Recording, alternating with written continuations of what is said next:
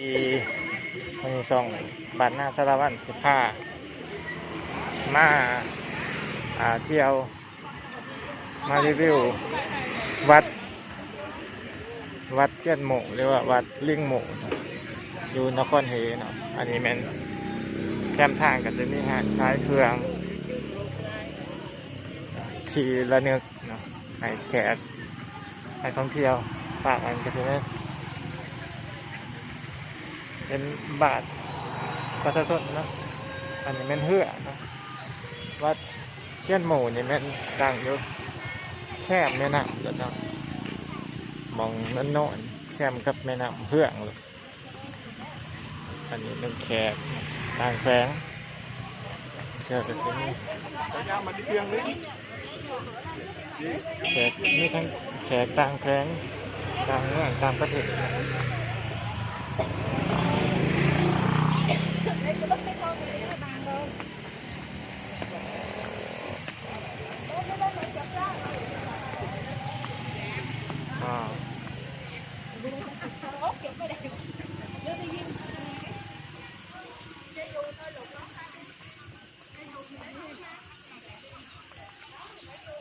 แต่ละมือกับที่นี่แขกต่างประเทศมาหลายแขกต่างประเทศแล้วก็ต้องภายในกับลายเนาะแต่ว่าหน่อยก็เป็นอันต่างแฝงเนาะ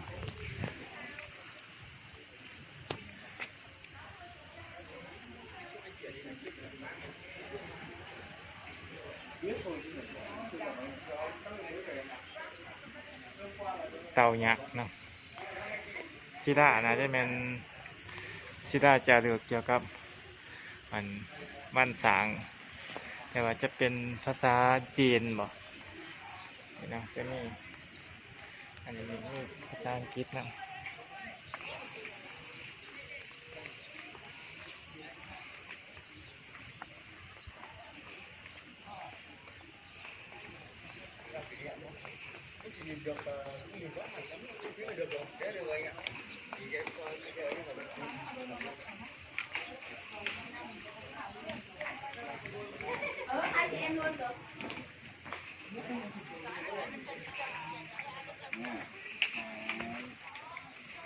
ส่วนหลายก็จะมาถ่ายรูปแล้วก็ขอพรเนาะเพราะว่าเป็นวัดอันนี้เป็นวัดที่ว่าศาสนาพุทธเนาะที่ว่ามีตามความเชื่อเขาอย่างว่าที่ว่า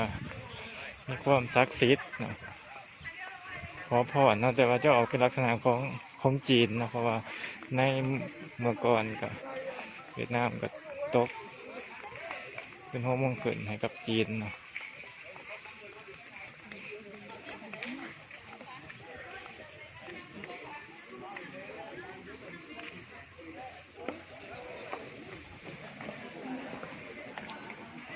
เพื่อให้เกิดมาตรงนี้ต้องได้ปลดเกิบเนาะ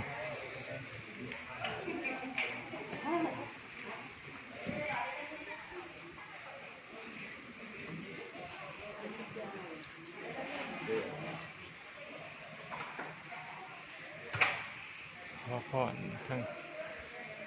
คันในหนังจีนกันเป็นพระทั้งซัมจั๋งแต่ว่าเคยเบิ่งมีเจ้าแม่กวนอิมนะสรุปแล้วเนี่ยก็เป็นเครื่องกันจะเป็น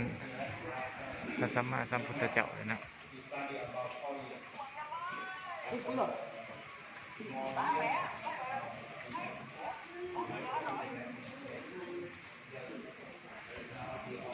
ก็เจ้าขอพรอาจจะขอไปขอพรก่อนพี่น้องหลังจากที่ว่าขอพรแล้วเนาะก็จะพาเราออกเนาะđưa coi còn bây giờ อันนี้เป็นแป้งระฆังเนี่ยเนาะมีทั้งหน่อยมีทั้งใหญ่เนาะอันนี้ที่ซีเมนต์เฮ็ดด้วยเล็ก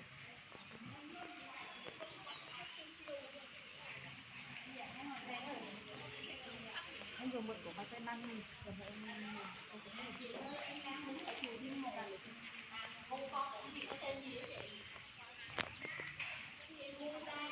นนี้มันกระถางไว้ใต้ถูกขอพรเนาะ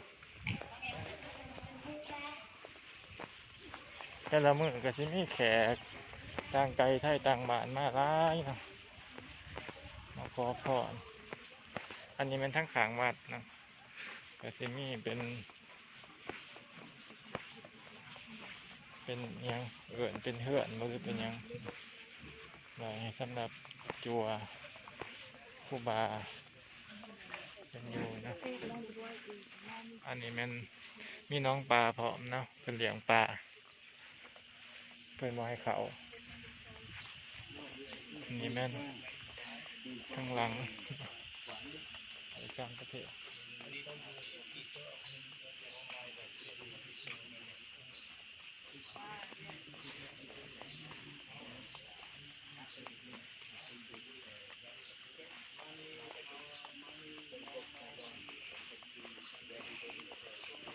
ก็จะบอกภาษาอังกฤษเก่งหลายนะ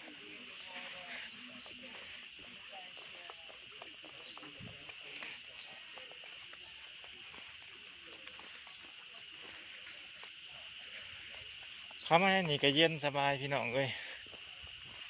เย็นคักเพราะว่ามีต้นไม้หลายเนาะ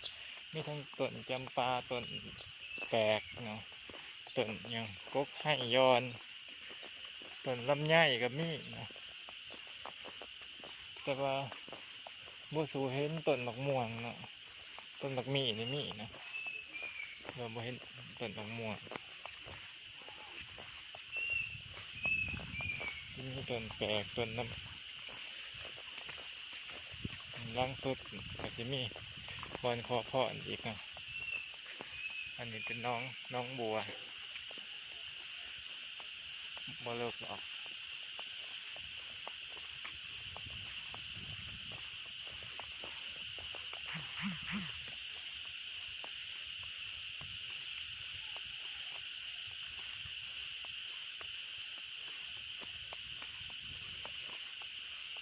มันจังแต่คุณจะเข้ามาเฮียน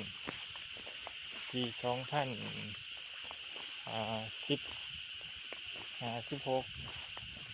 ก่อนสิเซงกับมันมาขอพรก่อน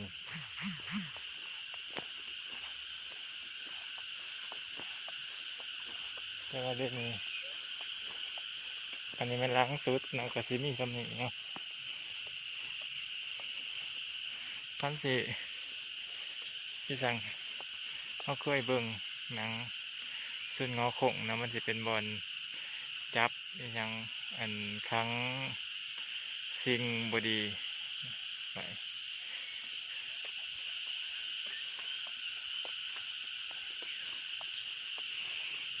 แต่ว่าศาสนาพุทธทั้งนี้ก็จะมีหลายอย่างนิกายบ่เพราะว่าครูบาจัวเพิ่นสามารถขี่รถถีบหรือว่าขี่ขับรถจักรได้เนาะรถใหญ่นะก็น่าจะได้เนาะถ้าบ่ผิดก็ขอโทษขออภัย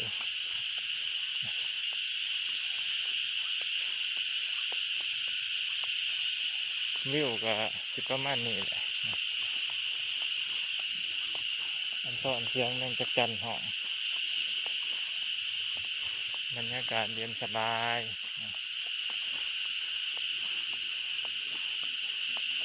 นี่ก็น่าจะเป็นกุฏิที่ว่าทั้งครูบาหรือว่าพระอาจารย์เนี่ยบอกกันเป็นจัวเพิ่นพักเพิ่นเศร้านะสั่งนะ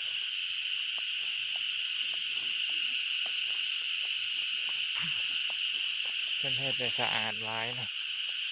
เข้าไปทั้งในสวนใหม่เพิ่นสะอาดจนเตี้ยหญ้าไว้จะน่าจะปลูกอีกนะ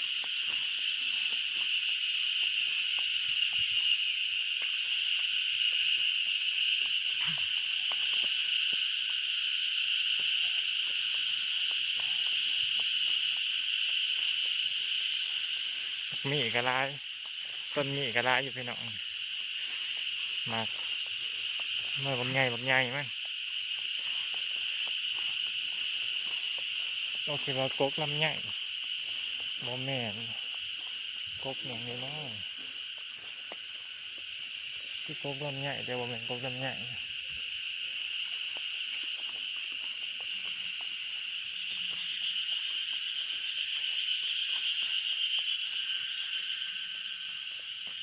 บรรยากาศอ๋อ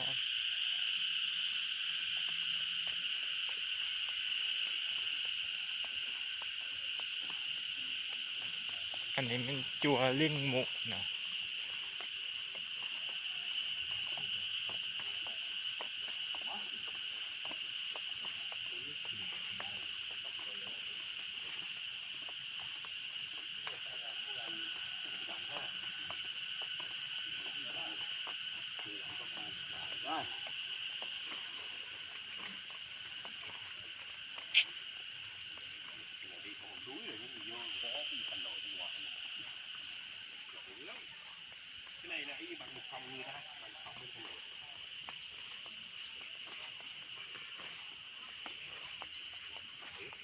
สถานที่เหมาะแก่การมาท่องเที่ยวสูดเอาอากาศบริสุทธิ์นะเพราะว่าตั้งอยู่กับแคมป์แม่น้ำเหืองเลยนะแล้วก็เพิ่นจะมีเหือเนาะเหือน้ำส่งแต่คนเนี่ยถ้าเหืออยู่อันทั้งใจกลางเมืองเขามาหอดทาวัดเลยเนาะก็น่าจะเป็นทั้งฝรั่งอังกฤษพระเจ้าขี่นะ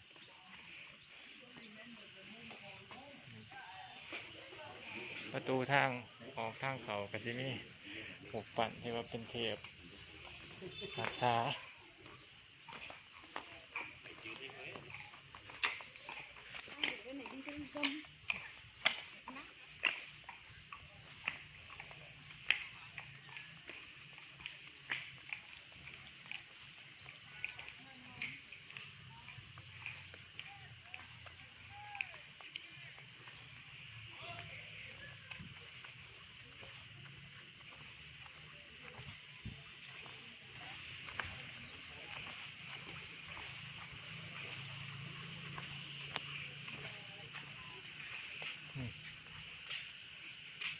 แคมป์ท่าก็จะมี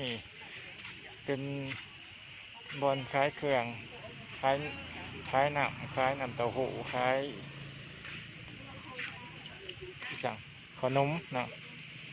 อันนี้ก็เป็นเส้นทางเมื่อบาทประชาชน